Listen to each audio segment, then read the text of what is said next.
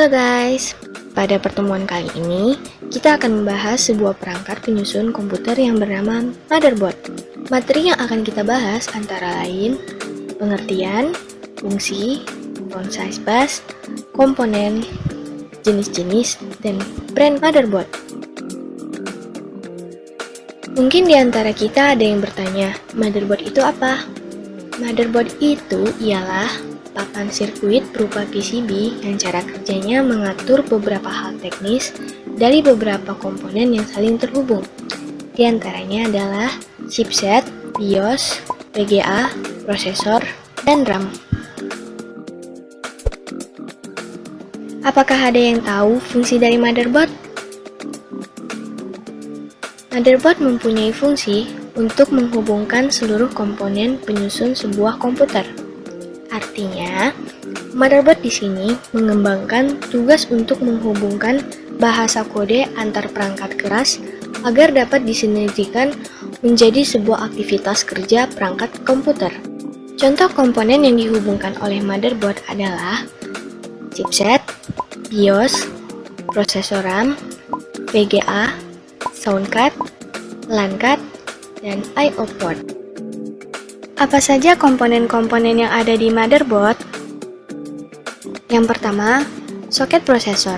Soket prosesor merupakan tempat di mana prosesor terpasang. Jika dilihat secara fisik, soket prosesor biasanya dikelilingi oleh 4 lubang untuk menyangga heatsink fan. Yang kedua, slot memori. Slot memori merupakan tempat terpasangnya RAM. Secara fisik, bentuknya memanjang sesuai dengan panjang RAM. Pada umumnya, posisi slot memori ini bersebelahan dengan soket prosesor, dan jumlahnya lebih dari 1 slot. Yang ketiga, slot IDE dan SATA. Kedua slot ini bentuknya berbeda, tapi mempunyai fungsi yang sama, yaitu penghubung harddisk atau CD-ROM ke motherboard. Secara fisik, slot IDE bentuknya memanjang menyesuaikan dengan kondisi fisik kabel data IDE. Sedangkan slot SATA bentuknya lebih kecil dan tidak terlalu memakan tempat, karena kabel SATA bentuknya relatif kecil. Yang keempat, slot AGP. Slot AGP berfungsi sebagai tempat terpasangnya VGA card. Pada umumnya berada dekat dengan slot PCI, bahkan hampir sejajar. Standar slot ini hanya ada satu di setiap motherboard. Yang kelima, slot PCI. Slot ini digunakan untuk memasang berbagai macam peripheral tambahan. Biasanya tersedia lebih dari 1 slot, karena untuk mengantisipasi banyaknya peripheral tambahan yang terpasang nantinya.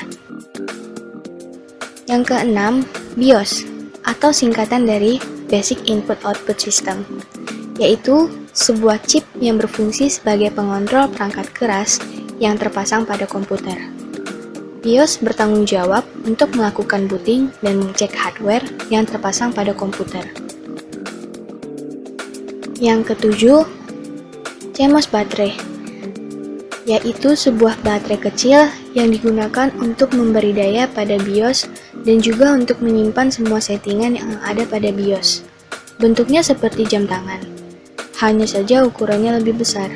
Dengan mencabut baterai tersebut, sama saja kita mengatur ulang settingan BIOS untuk menjadi default, karena semua settingan yang tersimpan akan hilang. Yang kedelapan, power connector. Power connector menghubungkan motherboard dengan power supply agar bisa mendapatkan daya listrik, biasanya berjumlah 20-24 pin.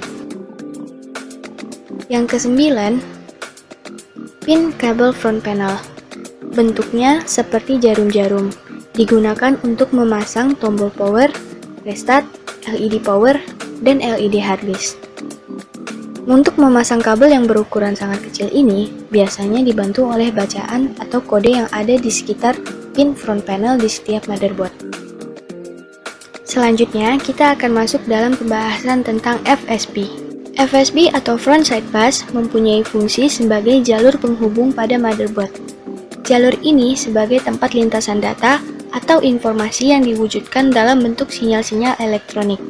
Front Side Bus pada motherboard menghubungkan prosesor dengan chipset dan juga memori utama. Frontside bus merupakan jalur dua arah, sehingga aliran data dapat bisa mengalir menuju atau kembali ke prosesor, chipset, ataupun memori utama. Frontside bus terdiri dari address bus, data bus, dan control bus. Ketiga hal ini mempunyai fungsi yang berbeda. Address bus digunakan untuk menandakan lokasi sumber ataupun tujuan pada proses transfer data. Pada jalur ini, CPU akan mengirimkan alamat memori yang akan dipilih atau dibaca. Data bus. Data bus adalah jalur-jalur perpindahan data antar modul dalam sistem komputer. Karena pada saat tertentu masing-masing saluran hanya dapat membawa 1 bit data, maka jumlah saluran menentukan jumlah bit yang dapat ditransfer pada suatu saat. Dan control bus. Control bus adalah jalur yang digunakan untuk menyalurkan sinyal kontrol. Contoh dari sinyal kontrol ialah sinyal baca memori dan sinyal tulis memori. Dalam cara kerjanya, frontside bus mengenal istilah bandwidth. Bandwidth adalah banyak data yang dapat diproses dalam hitungan detik. Untuk menghitung bandwidth dalam suatu frontside bus dapat menggunakan rumus lebar dikali frekuensi dikali transfer data dalam per detik dari frontside bus tersebut. Berikut contoh untuk menghitung bandwidth dalam suatu frontside bus. Dari contoh ini dapat disimpulkan bahwa semakin tinggi bandwidth pada frontside bus, maka semakin cepat kinerja kerja dari suatu komputer. Akan tetapi, hal ini juga dipengaruhi oleh penyusunan dari perangkat komputer tersebut, seperti prosesor, RAM, dan lain-lain. Sekilas kita sudah membahas tentang FSB. Sekarang kita masuk ke dalam pembahasan perkembangan dari motherboard itu sendiri. Motherboard pertama kali dibuat pada tahun 1977 oleh perusahaan Apple. Pada tahun ini, komponen penyusun komputer ditempatkan pada satu kartu dan dihubungkan dengan menggunakan kabel sehingga tampilannya sangat kuat. Pada tahun antara 1980 sampai 1990, beberapa fungsi periferal mulai digabungkan ke dalam motherboard, seperti slot keyboard dan mouse, floppy drive, port serial, dan port paralel. Tujuannya agar bentuknya lebih ekonomis. Perubahan desain dan teknologi motherboard terus berkembang, sehingga pada awal tahun 2000-an, pengintegrasian pun diperluas. Motherboard kini dilengkapi fitur sound dan VGA onboard. Fitur lainnya yang kini bisa dirasakan dari beberapa motherboard ialah port USB, port wire, dan LAN. Motherboard terdiri dari beberapa jenis, antara lain AT atau Advanced Technology. Motherboard ini dikembangkan oleh IBM untuk mendukung penggunaan prosesor Pentium 2 pada saat itu, atau tepatnya sebelum tahun 1990-an. Motherboard ini memiliki kekurangan, yaitu mudah mengalami panas dan ukuran yang cukup besar. ATX atau Advanced Technology Extended. Motherboard ini merupakan pengembangan dari jenis motherboard Advanced Technology. Jenis motherboard ini merupakan jenis motherboard yang banyak digunakan komputer di dunia.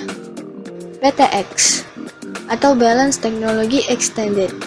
Sesuai dengan namanya, motherboard jenis ini menawarkan keseimbangan dalam penggunaan sebuah sistem komputer. Keseimbangan dari sistem penyusun komputer ini terlihat dari keunggulan BTX dalam mengatur suhu. Motherboard jenis ini mampu mengatur sirkulasi udara di dalam komputer dan mampu mengendalikan panas. ITX atau Information Technology Extended. Motherboard jenis ini relatif kecil jika dibandingkan dengan motherboard jenis ATX dan BTX. Motherboard jenis ini sangat pas digunakan pada mini PC atau PC tablet dengan ukuran kecil. Yang terakhir, kita akan membahas brand atau merek motherboard. Ada banyak sekali brand atau merek motherboard yang tengah beredar di pasaran saat ini. Dan berdasarkan hasil survei yang sudah kami lakukan, ada 3 merek motherboard yang cukup banyak dicari oleh pembeli. Di antaranya adalah Gigabyte, Asus, dan MSI. Ada beragam alasan mengapa 3 merek motherboard ini paling banyak dicari oleh pembeli. Untuk merek Gigabyte, banyak dicari karena harganya yang relatif murah. Sedangkan untuk merek Asus, harganya cukup mahal. Namun, brand ini memiliki spesifikasi dan ketahanan yang cukup baik. Dan yang terakhir, untuk brand MSI, merek ini banyak dicari dengan alasan untuk dirakit dan dijual kembali oleh si pembeli. Inilah akhir dari materi kami. Terima kasih sudah menonton. Semoga bermanfaat.